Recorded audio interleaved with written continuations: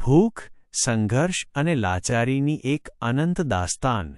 સૌરાષ્ટ્રના એક સૂકા ભઠ્ઠ ગામના છેવાડે માટીની તૂટેલી દિવાલો અને નળિયાવાળા એક નાના ઝૂંપડામાં શંકર તેનો પરિવાર રહેતો હતો. શંકર પાસે વારસામાં મળેલી ગરીબી સિવાય બીજું કંઈ નહોતું. ન તો ખેતી માટે જમીનનો એક ટુકડો કે ન તો કોઈ આજીવિકાનું સાધન. તેના જીવનનું એક જ લક્ષ્ય હતું: પોતાની પત્ની ગંગા, 7 વર્ષની દીકરી આરતી અને 5 વર્ષના દીકરા છોટુનું પેટ ભરવું. રોજ સવારે સૂરજ ઉગે તે પહેલાં, જ્યારે આખું ગામ ઘસઘસાટ ઊંઘતું હોય, ત્યારે શંકર કડકડતી ઠંડી હોય કે ધૂમધખતો તડકો, પોતાના નબળા શરીરે મજૂરીની શોધમાં નીકળી જતો. સાંજ પડે ત્યારે કમરતોડ મહેનત પછી જે થોડા રૂપિયા મળતા, તેનાથી માંડ લોટ અને મીઠું આવતું. ભૂખનો પગરવ અને માસું. ઘણીવાર એવા દિવસો પણ આવતા જ્યારે આખા ગામમાં કોઈ તેને કામ ન આપતું. એ સાંજે શંકર ખાલી હાથે, ભારે પગે જ્યારે ઝૂંપડી તરફ પાછો ફરતો, ત્યારે તેના પગ ધરતીમાં ખૂંપી જતા. દૂરથી જ બાળકોને આશાભરી નજરે રસ્તા તરફ જોતા જોઈ તેનું કાળજું ચીરાઈ જતું. બાપુ, આજે ખાવાનું લાવ્યા? છોટું એની ફાટેલી ચડ્ડી પકડીને પૂછતો. ગંગા ચૂલામાં માત્ર પાણી ઉકાળીને બાળકોને પટાવવાનો પ્રયત્ન કરતી કે હમણાં ખાવાનું પાકશે, જેથી બાળકો રાહ જોતા જોતા જ ઊંઘી જાય. શંકર અંધારામાં ઝૂંપડીની બહાર બેસીને ધ્રુસકે રડતો. તે પોતાના ભાગનું પાણી પીને પેટ પર ભીનું કપડું બાંધીને સૂઈ જતો, જેથી ભૂખની બળતરા ઓછી થાય. કુદરતનો પ્રકોપ, કાળમુખો, દુષ્કાળ. એક વર્ષે જાણે કુદરત પણ આ ગરીબ પરિવાર પર કોપાયમાન થઈ. સતત બીજા વર્ષે વરસાદ ન પડ્યો અને આખો વિસ્તાર ભયંકર દુષ્કાળની ઝપેટમાં આવી ગયો. કૂવા સૂકાઈ ગયા, ધરતીમાં તિરાડો પડી ગઈ અને અમીર ખેડૂતોના ખેતરો પણ ઉજ્જડ થઈ ગયા. ગામમાં હવે કોઈના ઘરે મજૂરીનું કામ જ નહોતું બચ્યું. ઘરમાં અનાજનો છેલ્લો દાણો પણ ખલાસ થઈ ગયો. બાળકો ભૂખના કારણે તડપવા લાગ્યા. આરતીની આંખો અંદર ધસી ગઈ હતી અને છોટું ભૂખના કારણે રડવાની શક્તિ પણ ગુમાવી ચૂક્યો હતો. ગંગાની આંખોના આંસુ સુકાઈ ગયા હતા. તે માત્ર શૂન્યમનસ્ક થઈને દિવાલને ટેકે બેસી રહેતી.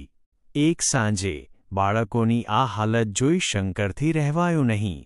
તે દોડતો ગામના ક્રૂર અને વ્યાજખોર શેઠ પાસે ગયો. શંકરે શેઠના પગ પકડી લીધા અને કરગરીને કહ્યું, "શેઠ, મારા બાળકો ભૂખથી મરી જશે. મને માત્ર 2 કિલો અનાજ ઉધાર આપી દો. હું જિંદગીભર તમારું દેવું ચૂકવવા વેટ કરીશ." પરંતુ પથ્થર હૃદયના શેઠે તેના હાથને ફગાવી દીધો અને અપમાનિત કરતા કહ્યું, "ગરીબો ભીખ માગવા રોજ આવી જાય છે. તારી ઓકાત શું છે કે તું મારું દેવું ચૂકવીશ? ભાગ અહીંથી." શંકર અપમાનના ઘૂંટડા પીતો લથડતા પગે પાછો ફર્યો. રસ્તામાં તેને ભીખ માંગવાનો વિચાર પણ આવ્યો, પણ તેની ખુદદારી આડે આવી. શહેર તરફ પ્રયાણ અને નસીબની ક્રૂરતા. ગામમાં મોત નિશ્ચિત જોઈ શંકરે વહેલી સવારે કોઈને કહ્યા વગર શહેર તરફ દોટ મૂકી. પગમાં ચંપલ નહોતા. બપોરનો ધકતો ડામરનો રોડ તેના પગને બાળી રહ્યો હતો, પણ તેનાથી વધુ આગ તેના પેટમાં અને બાળકોની ભૂખમાં હતી. શહેરમાં મોટો મોલ બની રહ્યો હતો, ત્યાં તેને ઈંટો ઉપાડવાનું કામ મળ્યું.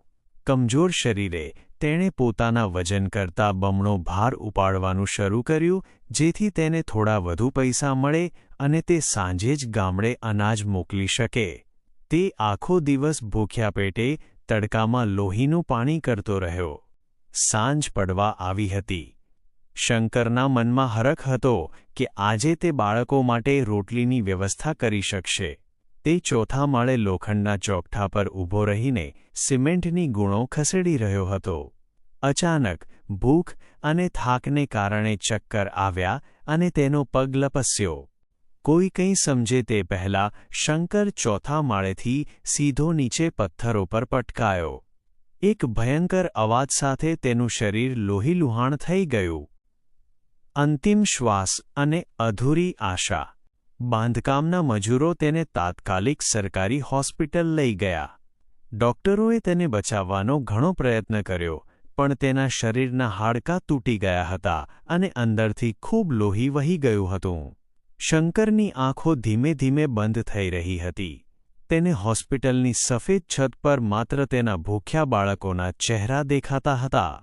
બાજુમાં ઊભેલા મજૂરે તેનો હાથ પકડ્યો અને પૂછ્યું, શંકર, તારે કોઈને કંઈ કહેવું છે? શંકરે ખૂબ જ તકલીફથી પોતાની મુઠ્ઠી ખોલી. તેની મુઠ્ઠીમાં એ જ 500 રૂપિયાની નોટ હતી જે તેને આજના કામના મળ્યા હતા.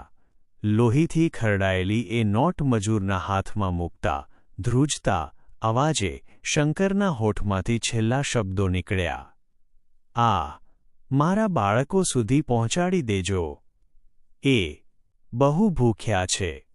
અને શંકરની આંખો હંમેશા માટે મીચાઈ ગઈ. તેની ખુલ્લી રહી ગયેલી આંખોમાં પોતાના પરિવારને ન બચાવી શક્યાની લાચારી સાફ દેખાતી હતી. ઉજ્જડ આંગણું. જ્યારે શંકરનો મૃતદેહ એક જૂની એમ્બ્યુલન્સમાં ગામમાં લાવવામાં આવ્યો ત્યારે આખું ગામ સ્તબ્ધ થઈ ગયું. ગંગાએ જ્યારે શંકરની લોહીલુહાણ લાશ જોઈ ત્યારે તેની ચીસથી આખું આકાશ ધ્રુજી ઉઠ્યું. તે પાગલની જેમ શંકરના શરીરને ઢંઢોળવા લાગી, ઉઠો, જુઓ બાળકો, તમારા વગર નથી ખાતા, ઉઠો. માસૂમ છોટું અને આરતીને ખબર પણ નહોતી કે તેમના બાપુ હવે ક્યારેય પાછા નહીં આવે. તે તો બસ પેલા મજૂરે આપેલા લોહીવાળા 500 રૂપિયાને જોઈ રહ્યા હતા, જેનાથી કદાચ આજે તેમની ભૂખ મટવાની હતી, પણ બદલામાં તેમનો આશરો છીનવાઈ ગયો હતો. ગામના લોકોએ ભેગા મળીને શંકરના અંતિમ સંસ્કાર કર્યા. સ્મશાનમાંથી ઉઠતો ધુમાડો જાણે સમાજની ક્રૂરતા અને ગરીબની લાચારીની સાક્ષી પૂરી રહ્યો હતો. શંકર દુનિયા છોડી ગયો, પણ પાછળ મૂકી ગયો એક ક્યારેય ન મટે તેવું દર્દ અને ગરીબી સામે ઝઝૂમતો એક લાચાર પરિવાર. બોધ: ગરીબી એ માત્ર ભૌતિક સુવિધાઓનો અભાવ નથી, પણ એક એવી કડવી વાસ્તવિકતા છે જે માણસને અંદરથી તોડી નાખે છે. શંકર જેવા અસંખ્ય શ્રમિકો પોતાના પરિવાર માટે પોતાનું લોહી વહાવી દે છે. આ વાર્તા આપણને શ્રમિકો પ્રત્યે સહાનુભૂતિ રાખવા અને આપણી આસપાસના કોઈ ભૂખ્યાને ક્યારેય ખાલી હાથે ન વાળવાની પ્રેરણા આપે છે.